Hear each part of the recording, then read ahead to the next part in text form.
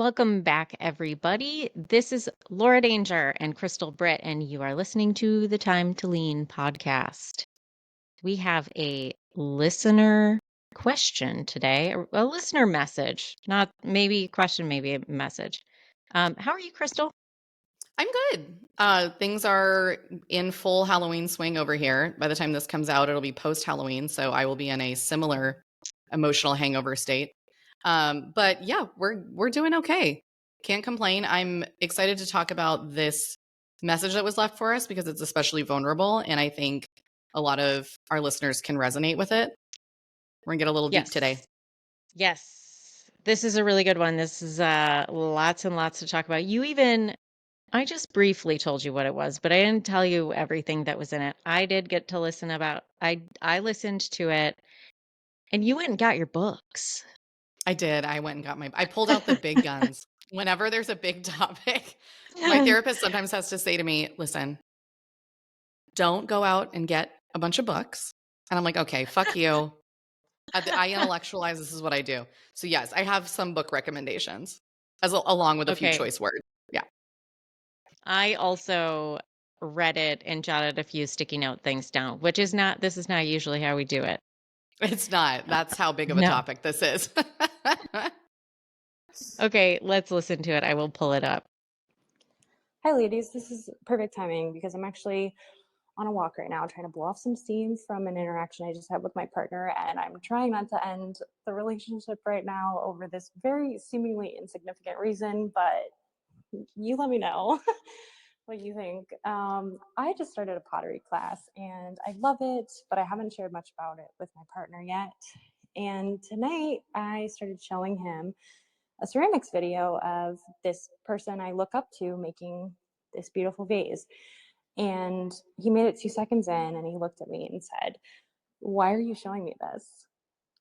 I think you could tell I was hurt, and he followed up with, "I mean, you just make it and then you bring it home." And I say, "Wow, it looks great, right?" Like trying to make a joke out of it. And it's just bringing up a lot, like this overwhelming sense of like inattentiveness and lack of engagement throughout my entire relationship. I'm just on this walk thinking about every small moment of like when they have pretended not to hear me because they don't feel like getting into a conversation, to something really big like when my father died. I don't think they ever even checked in with me to ask me how I was feeling. So maybe I just need to work through that, but I don't know if anybody else really struggles with like rejection. I just want to say, I think that what they said was rejection sensitivity. Mm-hmm. That's what I think the end of the word was going to be. Do you think that there was abnormal rejection sensitivity, Crystal? No, I think that was human person response. Oh. This is why, this is a part in therapy when they teach us to be therapists. I don't know if they do this still currently, but when I was in school, the idea of a blank slate therapist was like the standard. So I got marked off points like in assignments and stuff if I made faces or if I had like visceral. You're not supposed to have any sort of visceral reactions. If you're watching this on video and you see the visceral reactions, the facial expressions that I'm making when we listen to these, I do that in therapy. The reason I do that in therapy is to normalize for that client when they go, I'm not sure if this is a big deal. If they can see my reaction as an objective third party they've just shared this information with, then it can give them the validation of, oh shit, like no, like that gut feeling was correct, right? It gives them the external like validation to bounce it off of. No, not an unreasonable reaction, not being too sensitive, not responding to something that isn't a thing. Like all of this, and definitely not something that I don't hear constantly from people in partnerships. Like this, it's not a unique to have the wind taken out of your sails like that when you come to your partner with something that you're excited about and they dismiss it. Like absolutely so many people experience that. I thought it was really interesting. They're talking about doing the pottery, and then the person was clearly the boyfriend, partner. Hmm. The partner clearly picked up on, oh, that was the wrong thing to say, and then tried to shift. And that is really interesting to me because it's not Hmm. for lack of caring or it's not for lack of like, there's something else there. Um, but what that were you going to talk about what that is? Like that has a name, right? Yeah, What I mean, happens it's there? sure. I mean, it's it goes by a bunch of different names, but it's when I mean, we talk a lot about different like Gottman theory because there's just so applicable. Like they have like very applicable things to relationships in practice. I mean, this is a clear bid for connection to connect with a partner. This is a like Gottman's talk about turning toward and turning away from your partner. And in the clinical trainings, they show video of what they call it the love lab, where it's a situation where like a couple comes and lives for a period of time and they observe them. And they play videos of here's an example of a partner where she offered a bid for connection, tried to connect with him, and he turned away. Didn't look up from his at the time, didn't look up from a newspaper, didn't look up from his phone. Said, "Oh," and then didn't ask any more questions. Like that's a turning away from. And that as soon as she said, "Oh man, what did she say?" As soon as she said, it made me think of all of the times in my relationship that there's been a pattern of inattentiveness and a pattern of just like disinterest. I think one that is telling. Also, that kind of attachment, like when we find ourselves in a situation where we have that kind of attachment with a person, typically mirrors what we experienced in childhood. Because, like I tell my clients, the path to least resistance in your brain is always going to be the well worn pathways, neural pathways in your brain of what's familiar. So it's not even that we seek out people who maybe are disinterested or inattentive, but we know what to do with a dynamic with someone who is inattentive or not interested. If we all of a sudden find ourselves with someone who is very interested, we're almost like, whoa, why are you so obsessed with me? You know what I mean? We don't know what to do with that Mm. dynamic. So it's like, Crystal, every ah. every emotionally neglected daughter 100%. is listening right now, being like, "Oh no, that's why I Oh love shit. emotionally unavailable men." Oh no. 100%. And it's the thing and it's the thing of I think that women get a bad rap for like, oh, well, you just seek out the worst kind of men. And it's like, no, bitch, that's what I have emotional capacity to do. Then because I've been taught that if someone shows me attention, they're obsessed with me, they're mentally ill, there's something wrong with them, that they could love me or be interested in me. Like there's so much unpacking that has to be done there. There is a lifetime of unpacking that has to be done there. So, no, I don't think she's overreacting. I think she's reacting exactly as she should be like I commend her for reacting to it this way. Yeah. Yeah. You know, it's so interesting. I mean, what you said is like that's a well-worn pattern. And if we want to talk big picture, the fact that we don't think men are emotional or we don't teach them to be emotional. And so when something happens, like your dad dies, and then you're just like, oh, they're so bad at emotions. Like that's just not like a thing we should expect from men. Absolutely. So then you are gaslit by society into thinking that you shouldn't expect that from your loved ones. Yes. Yep. Ew. That you shouldn't expect, like that is not only should you not expect it, it's too much if you expect that. Could you Yeah. just like your expectations are way too high. The bar is so high. Why would you So expect high that of him? maintenance. You're so high maintenance. He's just a boy. Oh, silly boy. Like, and that, yeah, it just like broke my heart when she was like, I don't think that they asked how I was feeling after my dad died. Right. And it just, it's such a missed opportunity for both people. Yeah, and okay, so maybe let's put ourselves in their shoes. I Maybe it's, hey, this felt like a small rejection. Like you're just, Mhm. I feel like I'm making a really big deal out of the pottery thing, the pottery video. And maybe that's where that's coming from, is like the spiral that comes from, okay, this felt like a small rejection. Why is it connecting back to this? Like Mhm. maybe I am overreacting. No, you're not. No. No, you're not overreacting. And I like something that I've been processing in my own therapy, right? Is the thing of when I have a reaction where I am wondering if I'm overreacting, instead of putting a frame on it of am I overreacting, I put a frame on it over why am I having such a big reaction to this? What is this like if I'm having a bigger reaction than I think I should be having, typically it's tied to something else, Oh, that's a good right? reframe because it's not an immediate invalidation of it. It's like curiosity. Yes. I like that. It's compassionate toward yourself, right? Like for Mhm. her, Wow. I'm really upset that he immediately dismissed 2 seconds in. First of all, I love pottery videos. I watch those all day long where like when of like them smashing them or like messing up and like it's fascinating. And noticing it's reminding me of these past things. Hmm. That's where that like no, it's not an overreaction because it's all been building to this point. Yeah, that was the other thing that they said, which was like, yeah, like you said, like this reminded me of so many other things. And it was clear this was like a tipping point.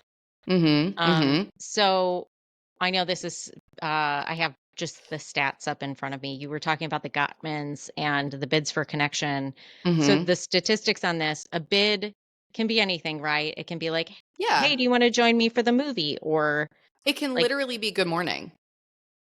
yeah, okay, okay. It Good. can be So any way it's a you're trying to reach positive, out to connect. Uh-huh. right. A positive But interaction with okay. a partner. And I know you and I have talked about this before in the context of, and I haven't heard the Gottmans talk about this or write about this as much. They have it in one of their videos, a bid for connection video that they have online, but it can also be like, hey, let's talk about the laundry, right?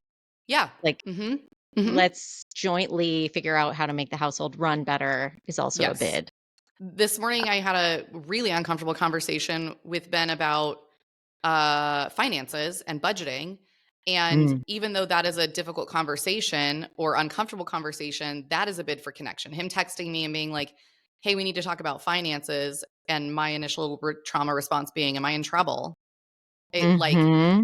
even that is a bid for connection, right? And he's like, no, not at all. Right. Like, yeah, even having mundane conversations where you're trying to come together to work with your partner and connect with them is a bid for connection. Okay, that makes sense. So I'm just looking, I'm like reading this Yeah. article. So the Gottmans say you can miss or reject or turn Mm-hmm. toward. Mm-hmm. And they say that they did all this research. They say at a 6-year follow up of this research, couples that stayed married turned toward one another 86% of the time. Couples that divorced averaged only 33% of the time.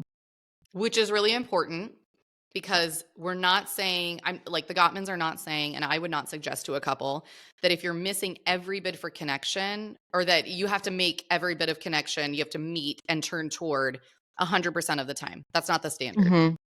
right? Hmm. Clearly the standard hovers somewhere around 86% of turning toward. You don't even have to, it doesn't have to be a big deal. It's Brene Brown talks about oh my gosh, shame and vulnerability. It's vulnerable to reach out for a bid for connection. If that bid for connection is rejected, that vulnerability, our brains process that as I was vulnerable and it was really painful. I'm not going to do that Hmm. again. Hmm. That's why the turning toward 32% of the time or 36% of the time is why that ends in divorce. Does that make sense? Yeah. And let me read off a list. Let me read off a list of minor bids for emotional connection. I'll do it briefly. These are tiny bids that you can make, and the other person might be missing them, they might be rejecting them. And so when it feels like, oof, ouch. Like, and let me tell you, here's one that I get all of the time, and I've talked to my husband about it and we have corrected it. We drive on Sundays and we just like go around, and I love to look at houses. And if he is responding to an email or something on his phone in the seat next to me, and I say, "Look at that one," and he doesn't look up, it's so silly. But if I'm like, "No, it's going," and okay, But you it's didn't see not it. silly. Why is it not Right, silly? right, right. Okay, fair, fair. It is Right? not silly. Yes. It's But and it feels like that. yes, it does feel like that. Can like keep reading the list. I want to make a teeny tiny point. Oh, okay. Is it a siren? Fire fire Fire trucks engine? today. Yeah. No worries. What were you gonna say? Um this is just like I don't have any clinical research in front of me to back this up. But what it feels like to me when that happens is similar to when I can remember showing my mom or my dad something when I was little and them not being as excited as I was about it, or not understanding why I was excited about it, or not looking up from what they were doing because they were busy or whatever, with no malice, right? Mhm. Not maliciously, but it's that sting of like, Yep. I wasn't like, okay. And then you just kind of Yeah. like are disappointed and move on, right? Ugh. It's The other day, my kid, I felt so bad, and it will haunt me, and it will change how I parent that she said this to me, hopefully. Um, she said something like, "Hey, can you look at this?" And I was like, "Oh, yeah, really cool." She's like, "Can you really look at this?" oh Oh, God. Yes, I can. Yes, I can really. And if you have kids, you know what I'm talking about, where it's like, I am looking at you all the time, always looking at the thing, the tiny paper you cut up. And it's like, it I is am so never not cute. looking. Yeah. It's Yeah. so cute. I love it so much. But I do need to be more directly attentive and build in those times where I'm directly attentive to her and things like that. So it made an impact, and I'm really glad that she said that. And But it again, was a bit. 86% of the time, this is where we get the good enough parent model from also, right? There's a tie in there. You don't have to make it you don't have to make it 100% of the time. It's like when my kid shows me something and I go, "Oh, wow, that's really cool." And I have not been looking at it. And she's like, "No, it's bad." And I'm like, "Oh my God. Can you?" So Um, then I have to stop, but I'm like, "I wasn't listening. Can you please show me oh again?" yeah. Yeah. Oh yeah. As someone with inattentive ADHD, you don't know how many times I have said I was going to do something and been like, "Oh fuck." Like 30 seconds after the words process through my brain. Or yeah, it's the same thing where I'm like, "Oh, cool, but that's really cool." I'm like, "No, I was just telling you a horrible experience." I was just telling you a horrific story that happened at school today. The number of times my kids have been like, "No, but can you really make sure that we get the dollar for Wacky Wednesday?" And I'm like, "God damn it. Oh. I'm going to stop yeah, sure. The way I'm going to do that is by stopping what I'm doing, putting this in a baggie on Sunday, and if you lose it, it's Mhm. on you. I can't live with this Mhm. guilt." Oh yeah. I mean, hey, it's a system, it works. Okay, so here's a list of bids, minor bids for emotional connection. Pay attention to what I say. Respond to simple requests like, "Could you take the dog for a walk?" "Help or work with me. Let's help grandma outside." Show interest or active excitement at my accomplishment. "How were the cookies I made?" Answer my questions or requests for information. "Phoebe's on the way. Can you give her our address?" Chat with me. "Let me tell you what happened today." Share an event of your day with me. "What have you been up to?" Mhm. Respond to my joke. "Did you hear this one?" "Help me to de-stress. I've been cooking all day. I'm so tired." "Help me problem solve. Greta wants to go on a walk, but my foot hurts." Be affectionate. "Come cuddle with me while I read." Play with me. "Let's go to the chessboard." Join me in an adventure. "Do you want to explore the woods tomorrow?" Join me in learning something. "Let's go to that ice skating class." That's a lot. It is a lot, and I like that it's varied. Uh-huh. There's a different like there's a varying there are varying energy levels between, "Have you heard this joke?" and, "Do you want to go ice skating with me tomorrow?" Yeah, the one that I found really interesting was, how was your day? Mm, Because y- this this is another one that I've thought about before, that I think that I've heard a lot of men do this, which is compartmentalize work and home, and they don't want to mm, bring their work home with them. And so I mean, anybody who's feeling like emotionally drained or not wanting to carry that over. So it's not necessarily a man thing. But coming in the door and somebody says, "How was your day?" And just being like, "I don't want to talk about it." mm-hmm, It's like mm-hmm, a shutdown. And I hadn't thought about how the request is a vulnerable ask. I had not thought about mm, that. mm-hmm. Yeah, yeah, that the request to connect, it's because it's a request to connect. And what's really interesting is I do feel like I'm thinking, because again, I came from straight from a conversation about finances and budget, which for Ben and I has um a lot of emotional weight to it because of how Ben's job started out, and it was extremely vulnerable, extremely stressful. And when we talk about finances and budget, his brain naturally goes back to like Mm, 12 years ago when he, was really, it was awful. But also the thing of the I don't want to talk about it, feeling like they might be feeling like they are protecting you from yeah. something, right? Of like, I am answering, like maybe they don't even realize it's a vulnerable bid for connection, but they feel like they are protecting you and answering that bid in a way that I don't know is not intended to be malicious, is not Mm-hmm. intending to miss that bid. Mm-hmm. Yeah, that's very interesting, because if I received that, like, in my opinion, a miss is a little bit softer than a full rejection of a bid. But like you said, like that's truly like a miscommunication Yeah. and a misunderstand, like a misalignment, and what, not being attuned, Yeah. you would say? Mhm. Oh, okay. So here's something I want to talk about. This person opened their call to us and said, "I'm on a walk thinking I might have to end this relationship." And I want to point out another thing that I have read about. I am not a therapist. I'm not a therapist. I'm not trained in Gottman. I just read their stuff, just so everyone knows. Very into what they say. Um, I'm barely a therapist. No, I'm just kidding. and I have a license, but none of this should be taken as professional advice.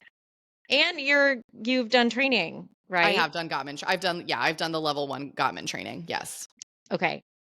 So there's a perpetual problem, right? There are perpetual problems. In every relationship.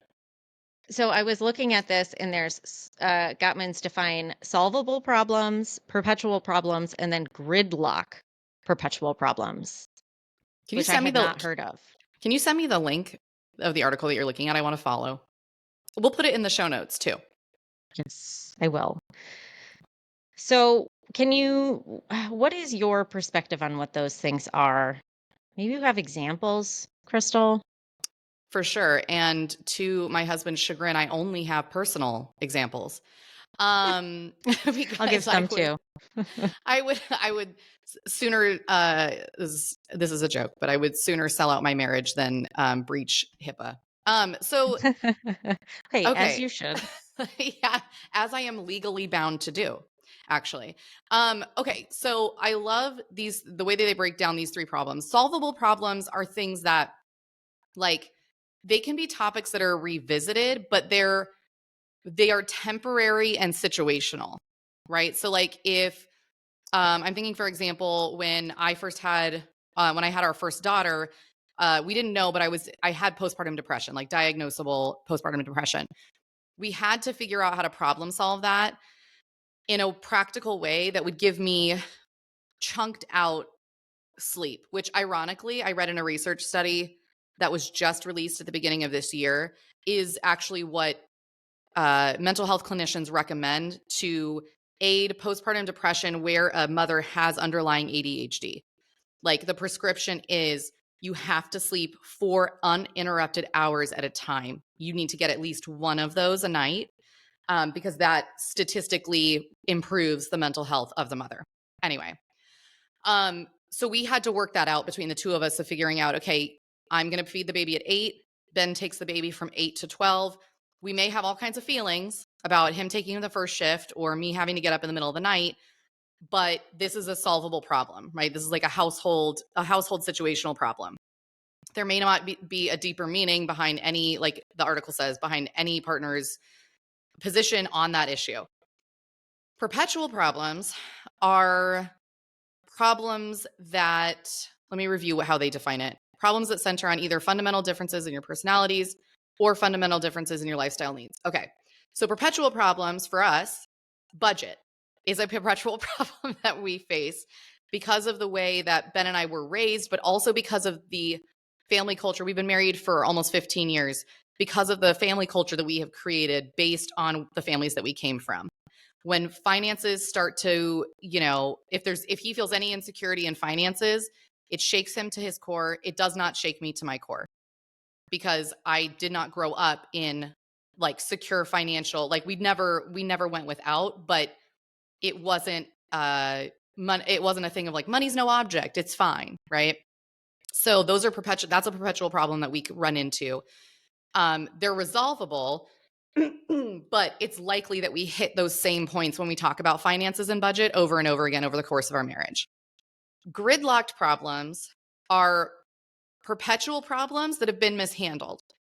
In this example of budgeting, the way that we had a discussion this morning about budgeting and finances is very different than we used to. We used to end up in a gridlocked problem. Gridlocked problem are where maybe some of the four horsemen come up, right? Where in the past we've mishandled the conversation, and I have said, well, if you didn't A, B, and C, we wouldn't be in this. We wouldn't have to be talking about budgeting. Or if he was saying the same thing to me, right? Like if this wasn't part of your personality, this wouldn't be an issue. This is where you feel like you're having an argument and you are literally getting nowhere because it's blaming. It's been mishandled in the past. We don't know how to move through this. It typically takes a third party. This is when you call your sister or your girlfriend or, ideally a good couples therapist to go, hey, can I get eyes on this? What do you see here that I don't see? To be able to go, oh, well, you guys are, A, B, and C. This is how you change the way you're talking to each other. Change the way you're interacting. So those are the like perpetual and gridlocked, I feel like are hard to tell the difference between, but that's the main difference. Is that one is like rumination, gridlocked, and perpetual is something that is still solvable, even if it's uncomfortable. Yeah, that's really interesting. This is actually, I wonder if we can hash this out a little bit. What the Gottmans say on this page is, yeah, one of the differences between perpetual and gridlocked perpetual problems is perpetual problems are accepted. Like you came from this background, I come from this background, and we're always going to be bringing that to the table. So let's find a way to accommodate that. And here they say the goal is to communicate about these with acceptance, humor, affection, or even amusement to actively cope with these unresolvable problems. Gridlocked is, like, in my opinion, I get that this is you and I don't like it.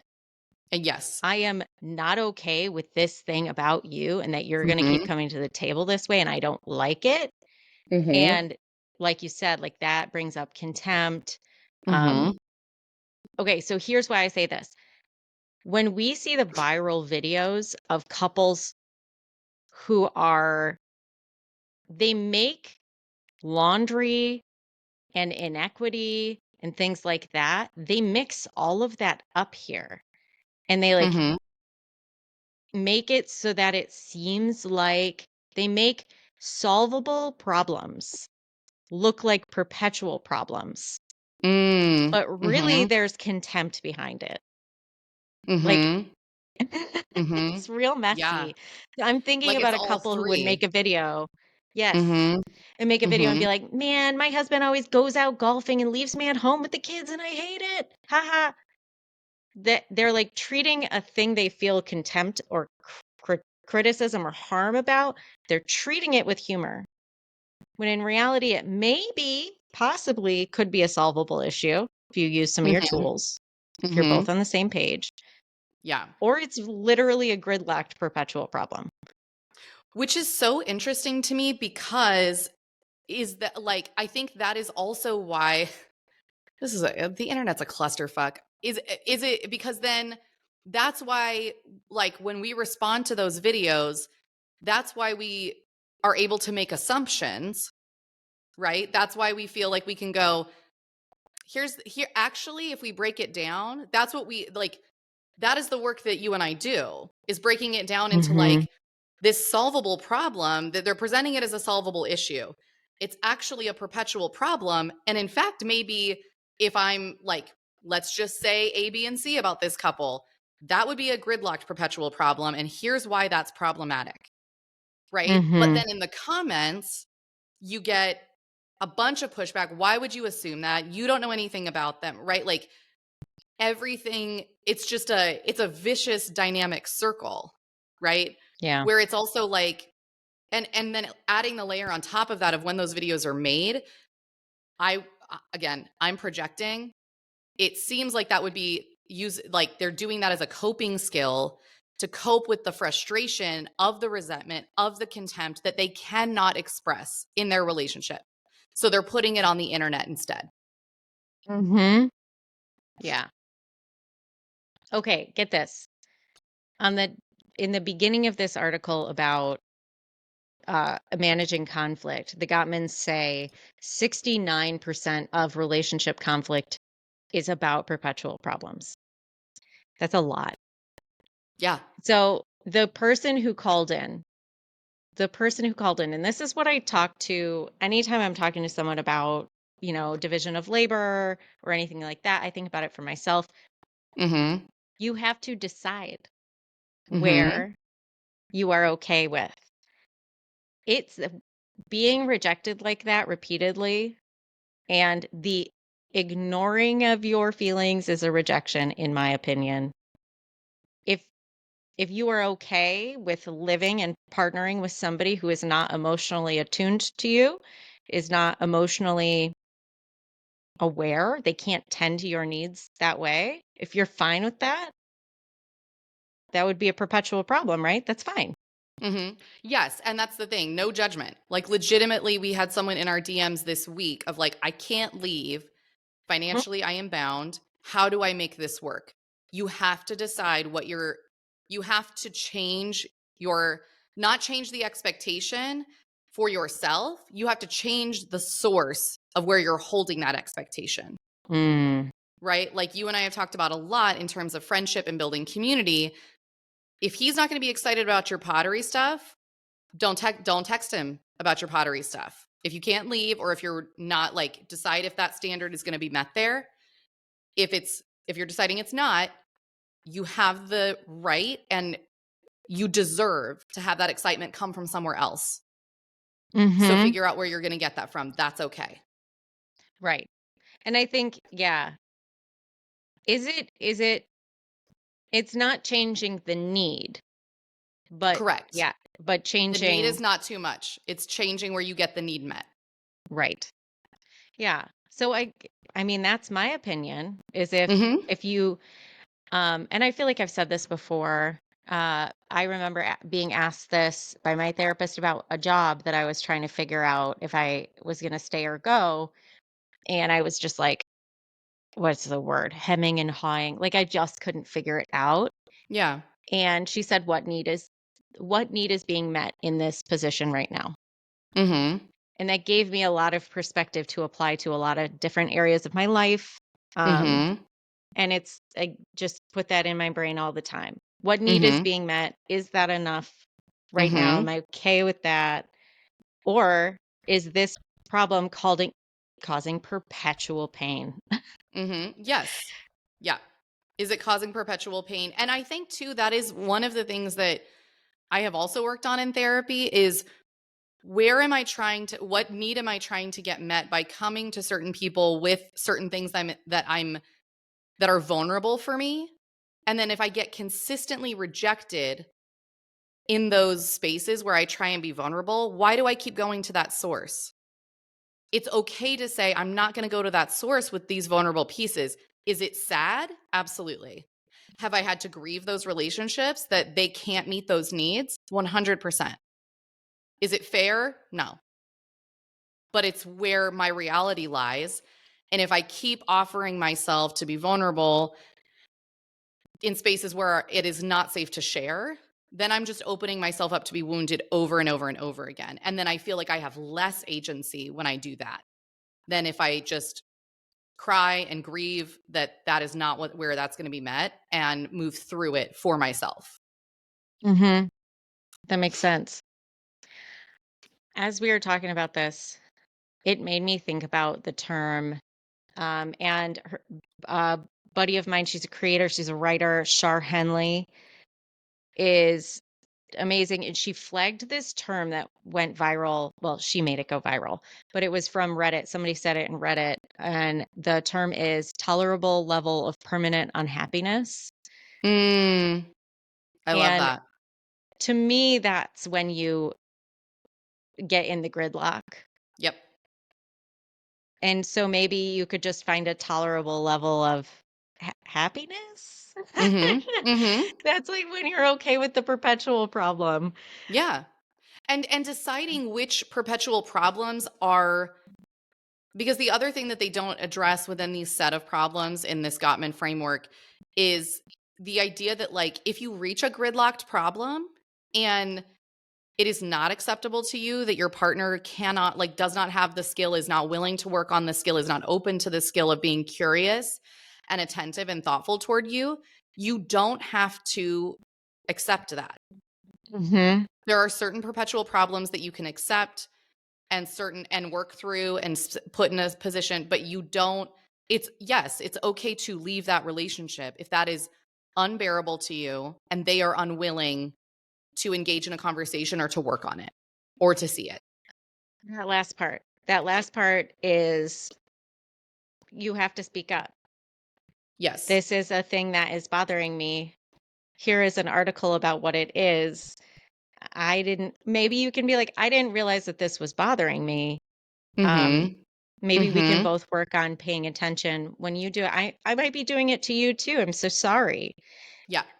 So like you said, yes, in my opinion, that is also it. And you know what happened with that job was I decided that I was going to be very firm and direct about what I needed at the end.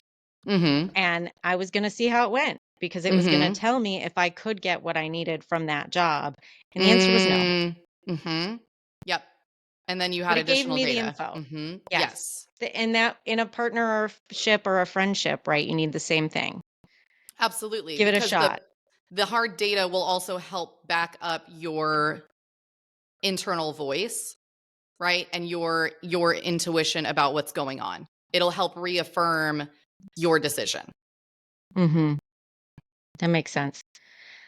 That was a really good question. Thank you. That was a really good question. Thank you for being so vulnerable. Yeah, that was a good one.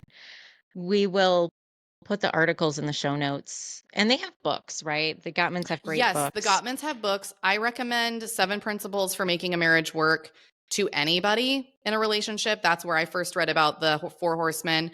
The books that I would recommend to literally any couple or any person looking to be in a long-term partnership. The first one is Polysecure. You do not have to be polyamorous to read this book. It has such good information on attachment styles, which the Gottmans don't talk a ton about because it wasn't like their flagship thing. But anxious attachment, avoidant attachment, anxious avoidant attachment, and secure attachment are all talked about in a way that's really approachable. Jessica Fern also has another book that just came out literally like weeks ago called Polywise that's also really good. Stan Tatkin is the therapist who is responsible for a methodology of therapy that includes neurobiology and physiology. This is the style of it's a style of therapy that Ben and I, when we did couples therapy, we used his style, which was very interesting because the time I most need a hug is the time I want a hug the least. We found out, like, I become the most prickly when I most am in need of physical affection to help ground me. So I highly recommend, this is his first book, highly recommend Wired for Love. And then Attached is also neuroscience behind adult attachment, how it affected us in childhood, where we find ourselves now, and how to work through that. And all of them have like discussion questions, worksheets, things in them to help you work through that stuff and think through it. It's wonderful. Thank you for sharing those. Yeah. As always, everybody, send us your voice notes, your DMs, your emails. We are happy to talk about it. And thank you for listening. Thank you. We'll see you next time. Bye.